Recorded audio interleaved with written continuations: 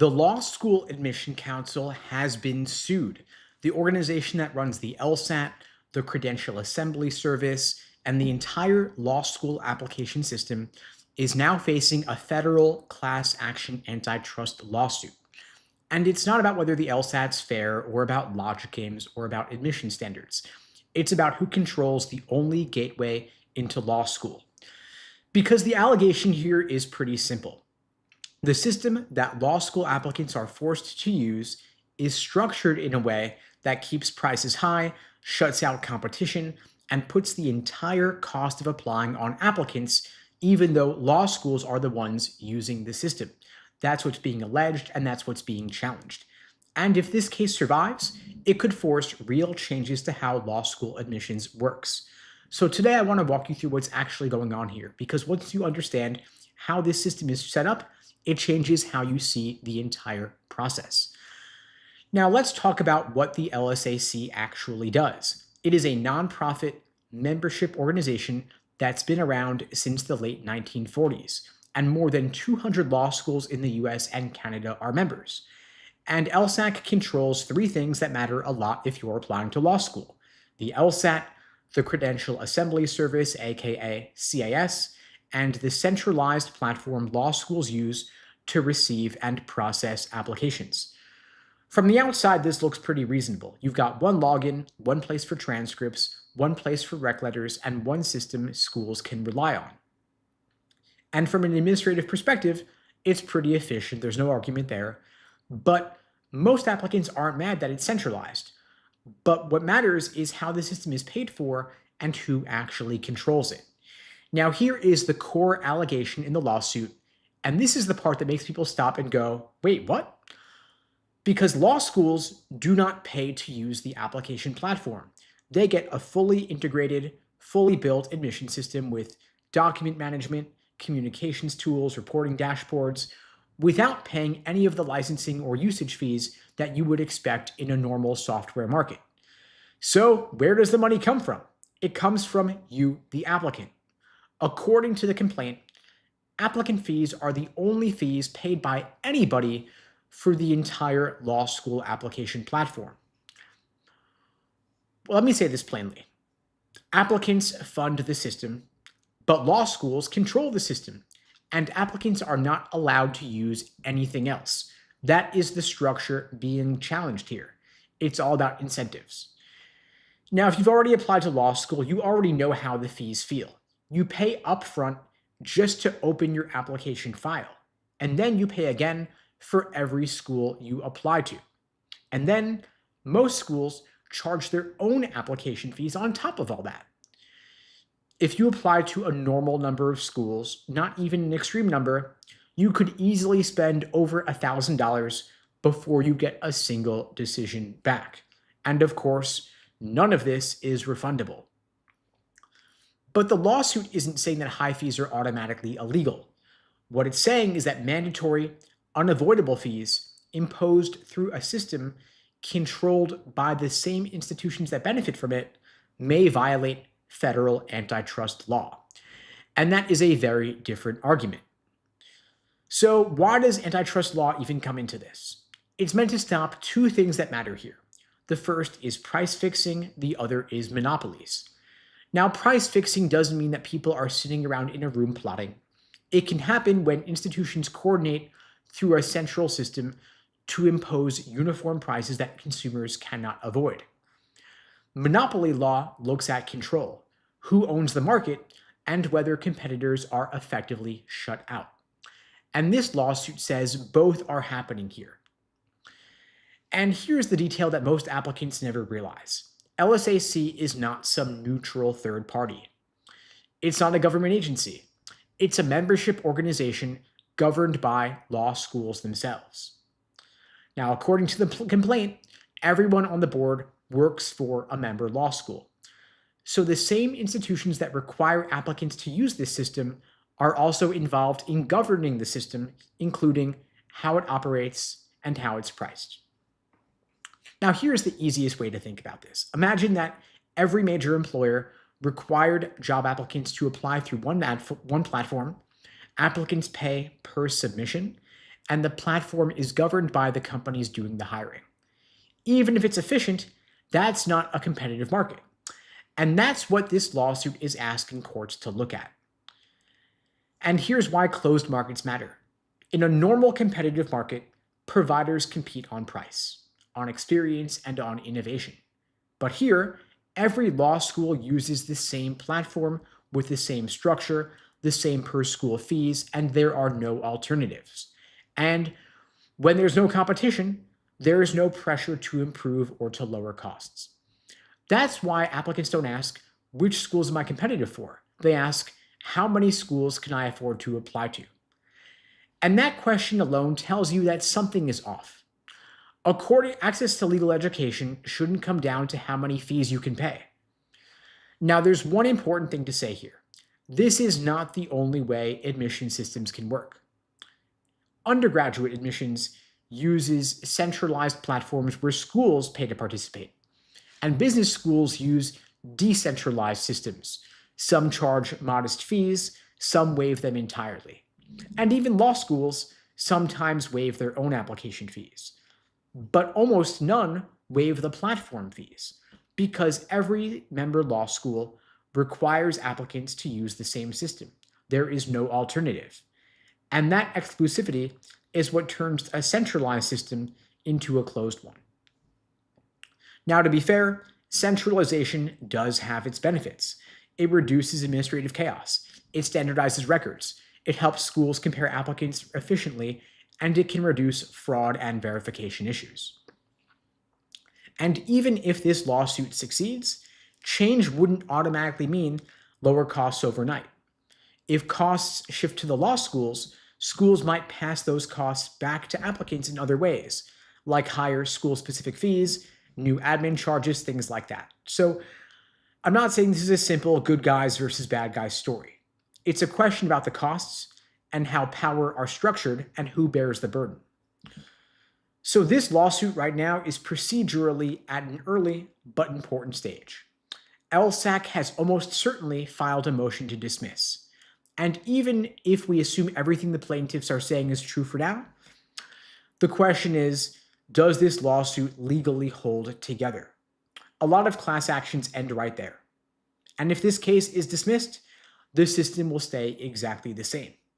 But if the case survives, discovery begins. And discovery is where things get real because then they're going to disclose emails, financial records, governance documents, contracts, and that's when the structure of this system actually becomes visible. Now, there's a hearing scheduled soon to decide whether the case will move forward. That hearing doesn't decide who wins, though. It decides whether the case gets to continue. And the same plaintiff's law firm has filed a similar antitrust lawsuit challenging the medical school admission system. And that matters because this suggests it's not just about law schools. It's about centralized admission systems more broadly, especially when costs are pushed entirely onto the applicants. And so there are a few different things that could realistically happen at this stage. This case could get dismissed early. That happens all the time. It could survive and then settle. That's very common in big structural cases. Or a settlement could mean lower platform fees, expanded fee waivers, governance changes, or limited alternatives. Or, less likely but perhaps higher impact, the plaintiffs could win meaningful relief in court, which could force changes to how the system operates. And of course, none of this is guaranteed, but for the first time, these questions are being asked seriously in a federal court. Now, as an applicant right now in 2026, you don't want to wait for the courts to fix anything. You want to decide your personal application budget early, be proactive about fee waivers, treat them as part of the process, and apply with purpose. Every school should be on your list for a clear reason. And this lawsuit matters, but it's not a timeline that you should plan your life around. But the bigger takeaway is that this lawsuit is forcing a question. Is the current structure the only way that admissions could work? Or is it just the way it's always worked, but it could change going forward? For now, your process remains the same. Get the highest LSAT score you can, get into the best law school you can with as much scholarship money as you can get a discount on your tuition, minimize your debt, Best way to do that is through the LSAT. If you'd like my help getting the highest possible LSAT score, I'm offering free LSAT tutoring lessons for everybody watching this now or later. The link to book that free LSAT lesson with me is unpluggedprep.com/start. The link is below this video on YouTube, pinned in the chat on YouTube, in my bio on TikTok and Instagram as well. That is an open offer for everyone out there watching this now or later. And for those just joining, I offer these lives every single weekday, same time, same place, 2 p.m. Eastern, 1 Central, 11 Pacific, here on YouTube, TikTok, Instagram, LinkedIn. If you find these helpful, please spread the word. The only way this grows is through word of mouth. I don't do any advertising for these lives, and the algorithm doesn't really boost them because they can't run ads during them. So do please spread the word, share this to your socials, share it on Facebook groups, Discord, subreddits, group chats. The more this grows, the more I'll expand it over time. I do appreciate your support. Now we're in the middle of our 5-day series to improve your LSAT score by 5 points over the course of 5 days this week. We are in day 3. The theme for today: stop hoping for speed, build habits that hold under pressure. Day 1 was about focus. Day 2 was about review. But today is about performance. Because here is the truth. None of your insights matter if it all collapses at minute 27. You can understand arguments, you can explain flaws, you can dominate drills. But if you fade halfway through a section, your score reflects the fading, not your understanding. And this is where most students plateau. They'll practice questions, but they don't practice sections. They're building knowledge, but they're not building execution.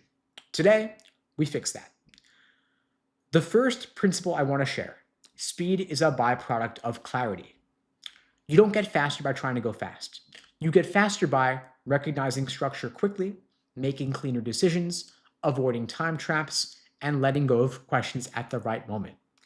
Pacing is not about moving quickly, it's about moving deliberately. Now, there are 4 common collapse points why students break at minutes 20 to 25 or so. The first is early overinvestment. You might burn 4 minutes on question 6 because you almost had it. You might intellectually know that you should skip, but emotionally you can't. Or you panic midway through the section, your thinking speeds up and your accuracy drops. Or maybe it's a question of decision fatigue, where by question 18, you're not tired from reading, you're tired from choosing. Today's drill is going to address all 4 of those. Now, we divide this section into 4 different decision zones, chunking. Not because the test makers guarantee difficulty order, but because patterns exist. The first 10 questions are your efficiency zone. The goal here is to bank time without losing accuracy. Here are your rules. If the argument is clean and short, you solve it and you move on. If the question stem is standard, like strengthen, weaken, necessary assumption, you choose and move on. If you don't see the core in 20 seconds, you flag, you skip, you come back later. The first 10 questions, you should solve them in roughly 10 minutes total, 1 minute per question. Your goal here is to harvest points, lock them up early. The mistake here is to overanalyze the early ones to feel safe, but that could create panic later. Now, the second set, questions 11 through 16, that is your judgment zone. That is where difficulty starts getting tougher. Your rules here: if the stimulus is dense or abstract, you want to slow down intentionally. If you're rereading twice without clarity, you flag and you skip. If 2 answers feel close, you mark it, you choose one, and you move on. This phase is where the strong scorers separate themselves by deciding faster. Now, the final phase here is questions 17 through 25 or so. That is your control zone. This is where you exhibit discipline. Most students here will feel behind, so they rush, they misread, and they lose easy points. Instead, you want to read the question once carefully. You want to eliminate aggressively. And if you're stuck after a minute and a half or so with no traction, you move on. You're allocating your time smart here. Now, at question 10, into this section, you want to ask yourself, am I calm? Or am I rushing? Or Did I overinvest time anywhere? Then at question 16, you ask yourself, how much time remains? Am I skipping intelligently? Am I protecting accuracy? This is awareness training. You're not just solving questions here, you are monitoring yourself. Now, if you fall behind, if you look up and you're a few minutes behind, do not speed up your reading. Instead, flag and skip the next hard question immediately, grab the next easier one, recover your time with easier points. If you speed up, you will lose comprehension. But if you skip smarter, you will maintain control.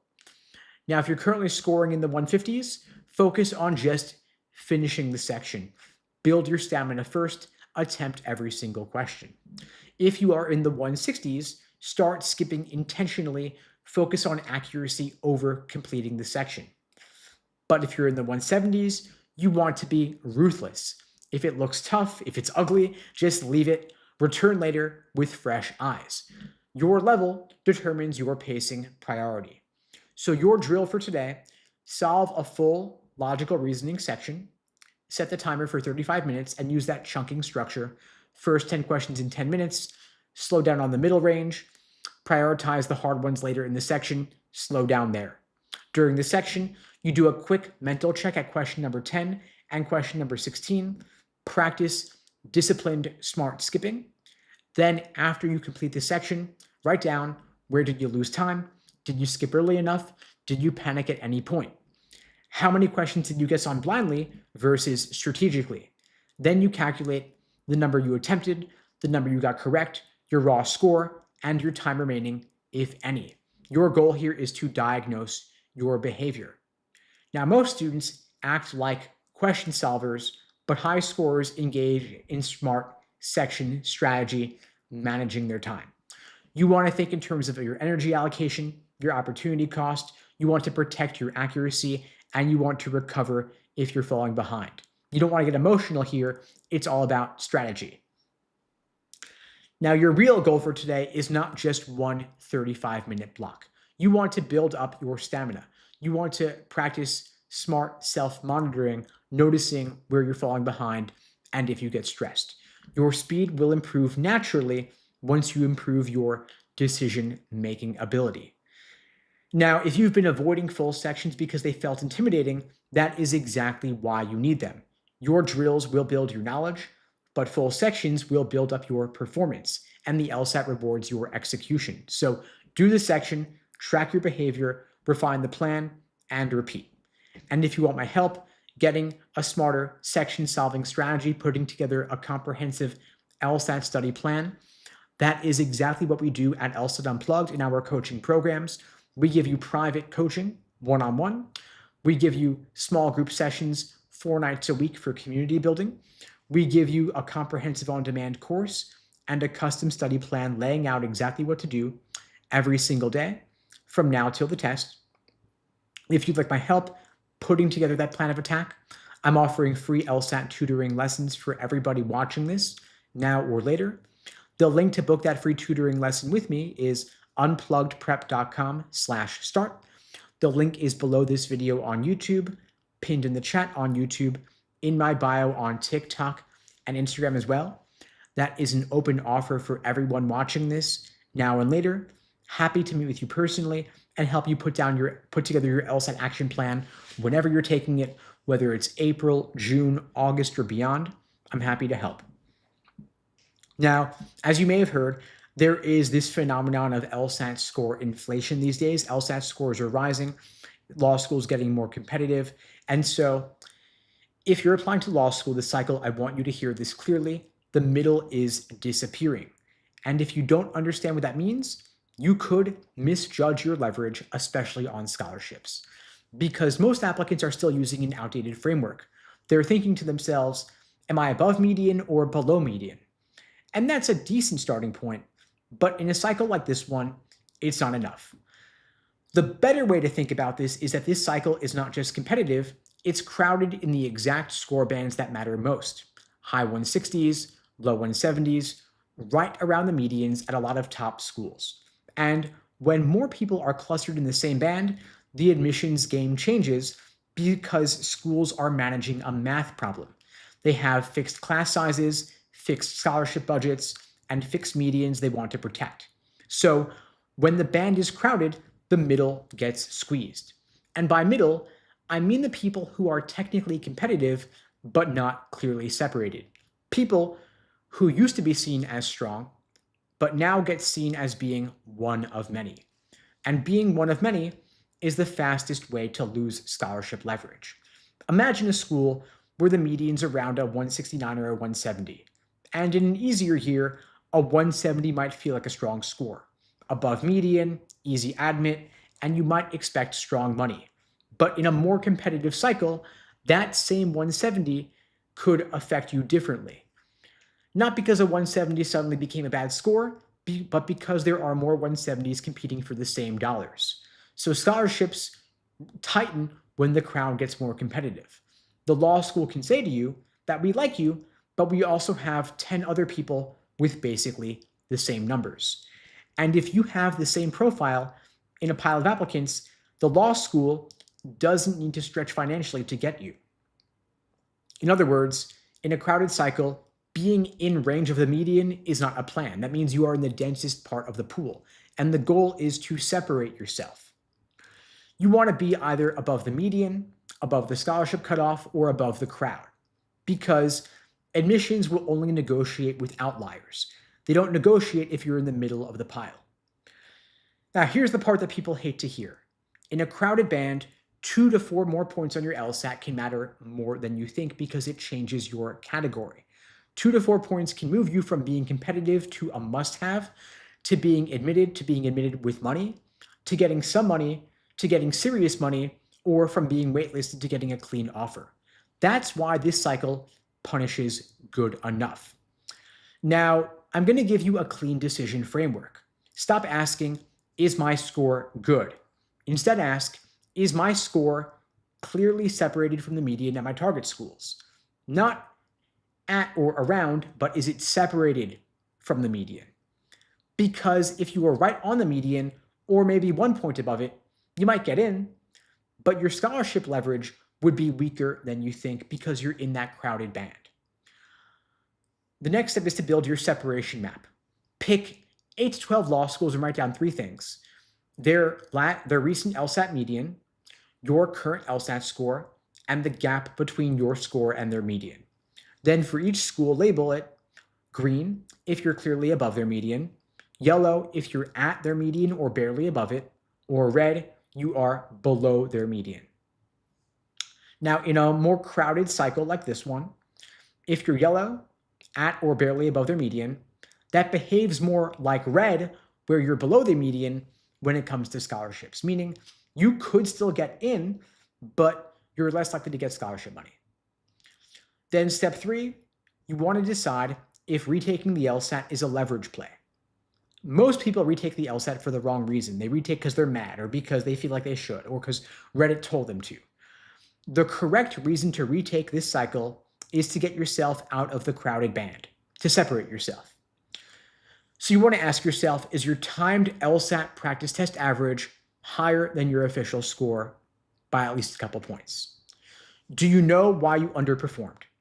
Can you fix that with a targeted plan, not just random practice? If yes, retaking is a good move to increase your leverage because it helps separate you. And separation is what's going to reward you this year. Now, scholarship budgets are not elastic. They don't just expand because the pool got stronger. Schools allocate their money carefully. They hold some money back.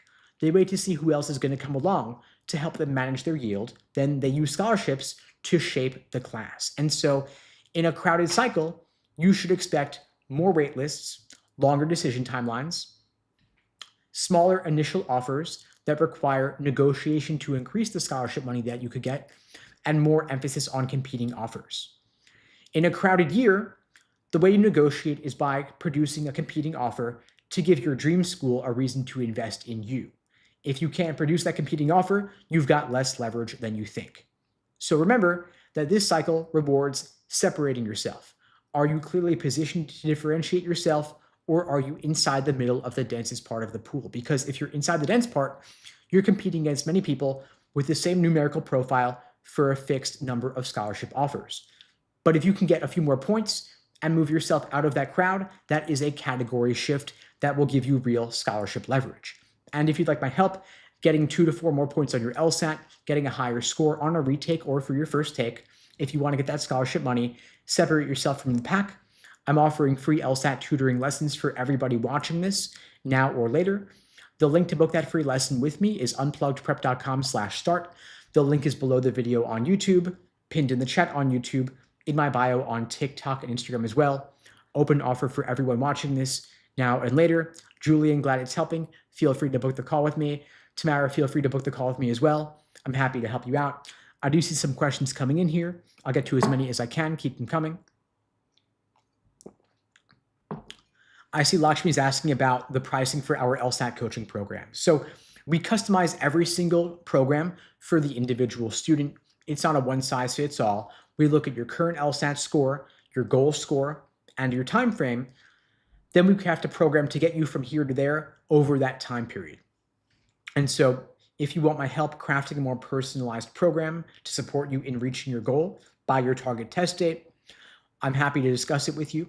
You can book that call with me through the link in my bio. Again, it's unpluggedprep.com/start. Happy to meet with you personally, help you craft your plan of attack to get you to your goal. I see Real Opie's commenting about Yale and Harvard. Yeah, so Yale and Harvard don't offer scholarships based on merit. They only offer need-based financial aid. And so if you can demonstrate financial hardship, they are willing to offer you need-based financial aid, but they do not offer merit-based aid. In other words, they won't offer you money just based on your numbers being strong because they don't need to, but they are the exception, not the rule. Pretty much every single law school in the country, aside from Harvard and Yale, will offer you significant scholarship money if you can apply with numbers above their medians. In other words, the stronger you are relative to their typical or average applicant, the more money you're likely to get. Harvard and Yale are the exception, not the rule. But even there are plenty of other top 14 law schools that do offer merit-based financial aid. Even Columbia, Cornell, NYU, UChicago, they all offer significant merit aid based on the strength of your application. Obviously, the lower ranked a school is, the more scholarship money they're likely to offer you. And if you can apply with strong numbers, you could get a full ride even. Now, of course, your GPA is probably pretty fixed at this point in time, but your LSAT score, it's 1 day, 2.5 hours. It'll weigh more heavily than all of undergrad combined because law schools weigh your LSAT score more heavily than your undergraduate GPA. So retaking the LSAT, getting a few points more, could be the easiest money you'll ever make, save you $250,000 on tuition. And so if you want to talk through what it might take to get your LSAT score up, how I could support you in getting there, feel free to reach out, DM, book the link in my bio, happy to help. And by the way, for those just joining and might have missed something, the recordings of this live and all the previous lives are on my YouTube channel. If you go to the link in my bio, you'll be able to access the recording of today's live as well as all the previous ones going back several months. There's literally hundreds of these lives on the YouTube channel, as well as plenty of other videos on everything LSAT and law school admissions on the LSAT Unplugged YouTube through the link in my bio. You can catch up over there. For those who are just joining, I do these lives every single weekday, same time, same place, 2 p.m. Eastern, 1 Central, here on YouTube, TikTok, Instagram, wherever you're watching this. If you find it helpful, please spread the word. Share it to your socials, Discord, subreddit, Facebook groups. I do appreciate the support.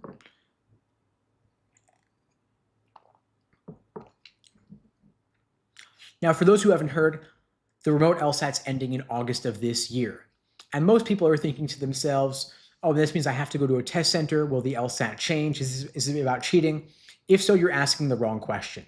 The real question is, when the environment becomes more controlled, who benefits?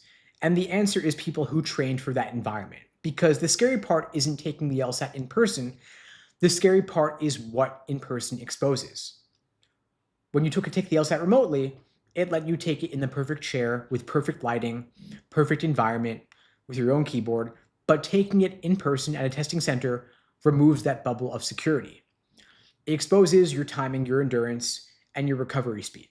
If you only studied in a cozy bubble, test center day is going to feel like someone threw you for a loop. And so I want to give you 4 strategies you can implement immediately, but first you need the right mental model. Whenever LSAC makes a change, you want to ask, what is their incentive? Their incentive is stability. They want scores to be comparable year to year with fewer security issues, fewer score holds, fewer legal headaches, less international enforcement chaos. They do not want massive score swings or a perception that the LSAT is unstable. They don't want admissions to distrust that metric. And so they're not going to suddenly make the LSAT harder. They want a 175 in 2026 to mean the same thing as a 175 in 2024. But what is changing is the variance caused by the environment. Now, the first move is to train like an athlete. Since August of 2024, Logic Games is off the test. The LSAT is now 2 scored logical reasoning sections, 1 scored reading comp section, and 1 unscored extra section of either logical reasoning or reading comp.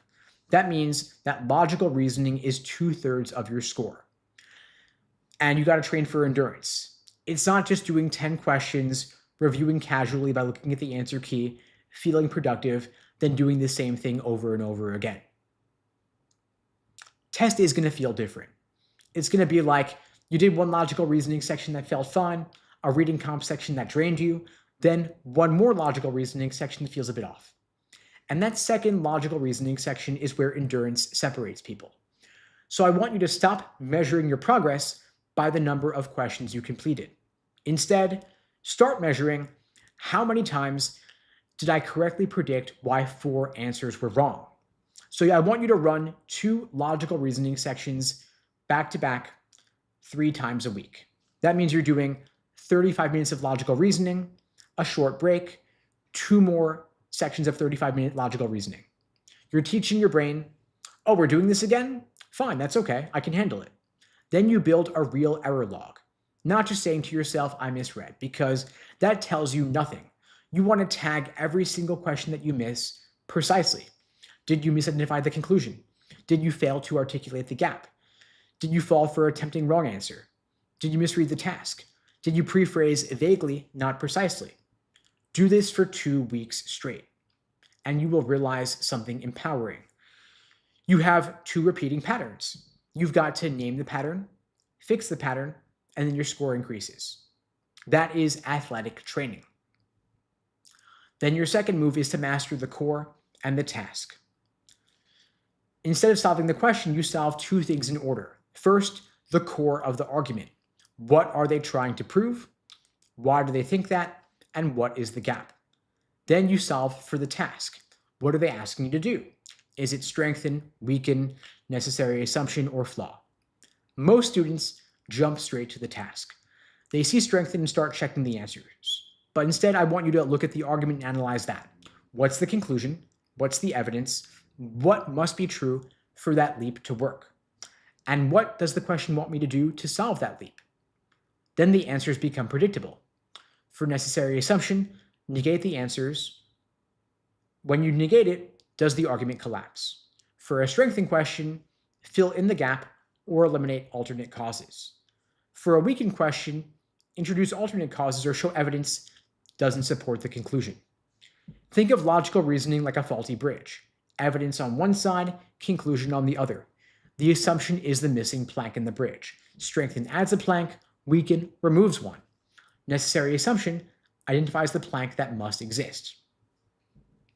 Now, every logical reasoning question becomes basically the same.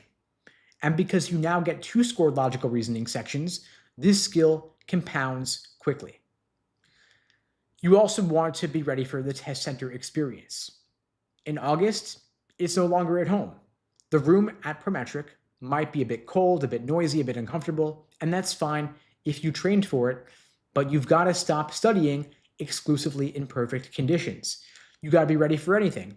Occasionally, change your desk. Practice at different times. Introduce a bit of background noise. But what really matters is your recovery speed, because on test day, something will go wrong. Maybe you'll misread a question, somebody's going to cough next to you, the keyboard feels weird. So this skill is not perfection. The skill is how fast can I get back to the question at hand?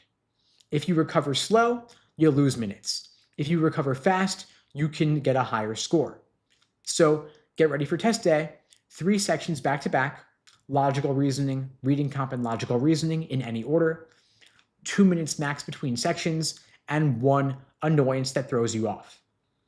You do that for a month, then you build up to 4 sections because test day will, of course, have that extra unscored experimental section. Then when test day rolls around, you'll know you've done it all before. Now, you want to make a strategic plan for this cycle. I know that LSAT scores are inflated, remote cheating changed things, but they don't change what you do today. You want to pick a score goal and then plan for 2 LSAT attempts prepared to retake. Not because you expect to fail, but because if you can reduce the pressure, you will improve how you do on each take. In other words, knowing that the LSAT is not the end-all be-all because you can always retake it later, that will reduce the stress associated with any particular LSAT test day. Then you review thoroughly. If your mistake log says, I miss parallel flaw or I lose time on the third passage of reading comprehension, that tells you what you got to work on. The answer is not on Reddit. The answer is in your review log. Now remember that your LSAT score directly relates to your scholarship leverage. The higher your LSAT score, the more scholarship money you're going to get. This is the easiest money that you will ever make to get significant discounts on your tuition. That is your motivation. And if you want my help, of course, getting the highest LSAT score, getting more scholarship money, improving your odds of getting in, and getting a full ride, I'm offering free LSAT tutoring for everybody watching this now or later. The link to book that free tutoring lesson with me is unpluggedprep.com/start. The link is below the video on YouTube, pinned in the chat on YouTube, in my bio on TikTok and Instagram as well. That is an open offer for everyone watching this now or later. Happy to meet with you personally, help talk you through your plan of attack. I see some questions coming in here. I'll get to as many as I can. Keep them coming. I see Awad's asking, when would you recommend someone to take the LSAT, age or timing wise? Well, I always recommend taking it whenever you're ready, whenever you can put in the time, whenever you're scoring at or above your goal score. Your LSAT score is good for 5 years, by the way, so you could take it earlier than you might think you need to. If you want to apply to law school this fall, you could take the LSAT in June for your first take, August for your second take, and then you can apply the second the applications open in the fall. If you're not ready by August, of course, you could take it in September. That's fine as well. Again, scores are good for 5 years, and you take it in August for your first take, September for your second take, you're still applying the first month applications open. With regard to age doesn't really matter. Age is just a number, in other words, right? Law schools love older applicants, by the way. More life experience, more work experience, more potential exposure to the law. They love to see that you have the real world connection to what lawyers actually do, that you're not just applying to law school on a whim or for lack of a better option, but you have a real concrete reason for wanting to go. I see Danny's asking, what do you think about schools doing test optional applications and JD next? Okay, so last cycle, there were 41,000 people who got into law school with an LSAT score on their record. In contrast, there were 100-something people who got in with a JD Next.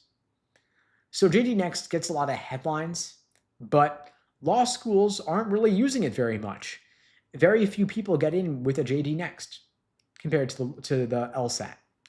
So it's a pilot program. It may expand over time, but for now, it's more like the exception rather than the rule. And the LSAT score remains not only a way to get into law school, but to get scholarship money as well.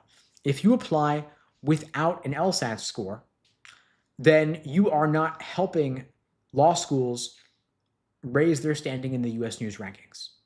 So you're missing an opportunity to get scholarship money. If you can apply with an LSAT score above the medians of the schools that you're targeting, not only are you more likely to get in, but you're also more likely to get scholarships because by accepting you, the school is raising its status. What happens is law schools report the highest LSAT score and GPA of their matriculating students to the American Bar Association. US News then pulls those stats for inclusion in the US News rankings. But if you don't have an LSAT score, there's nothing for them to report for that metric, and you're not raising their standing. So why would they give you scholarship money? You're missing out on that biggest asset that you could have offered them. If you apply with no LSAT, you're not going to raise their ranking. If you have an LSAT, you could raise their ranking. So while schools can technically accept people without an LSAT score, they're usually not. And the people who get in without the LSAT usually have a really impressive work experience that gives them some unique background that will help the school in some other way. But that's, again, quite rare. Again, 41,000 with the LSAT, 100 something with JD Next. It's really not very common.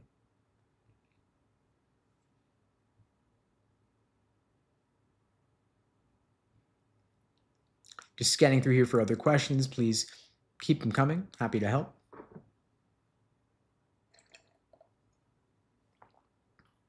I see Not Taylor's asking, as an underrepresented minority with a 173 and 3 years T2 work experience, not sure what T2 is. Can you clarify that? T2. So 173 work experience, 3 years. Do I have a decent chance to at 1T14? Okay. Okay. I'll say this. I mean, I'm not sure. It's unclear how much URM underrepresented minority status matters given the ban on affirmative action. So I'm just going to evaluate based purely on the numbers here. 173 LSAT score is great, of course. The top 14 law school LSAT medians are 170 to 174. So you're right in the middle there when it comes to LSAT medians. That's great. You've got solid work experience. That'll help as well. When you say high finance IB, does that mean that did you do your undergrad outside the US? Because if so, then GPA is not a factor. For law school admissions, they only look at your undergrad GPA if you earned it within the US or maybe Canada, but not beyond that because they don't know how to evaluate it. So if you could show your undergraduate GPA, that'll help. For reference, for those who are not aware, undergrad GPA median for T14s is roughly a 3.9. And so to maximize your odds of getting into a T14, you want to have a 3.9 GPA or higher and a 173, 174 LSAT or higher, ideally a 175, because of course with LSAT score inflation, the medians are always rising. But with a 173 LSAT score and presuming a 3.9 GPA, you've got a decent chance of getting into some of the top 14 law schools. Having investment banking work experience will certainly help as well. It's quite rigorous, of course. They like to see that. Not a promissory or guarantee, though, but you're reasonably competitive for those kinds of schools. If you want to be even more competitive, you could retake the LSAT. Not saying you have to, of course, but if you want to go to a top 14 law school, it's not crazy to retake a 173 if you think you could do even a couple points better. I see you're saying you're going to retake in the fall. Awesome. Love to see it. I think not enough folks realize what kind of LSAT score it actually takes to get into a top 14 law school. You'd want to have a 175 for the best odds of admission because the LSAT medians are always rising. They're always increasing. There is a lot of LSAT score inflation these days, in part due to all the LSAT cheating, as well as the rise of LSAT accommodations for extra time and the rise of retaking as well. The LSAT's offered 8 times a year, and so retaking is more easy than it used to be. There's always another LSAT around the corner.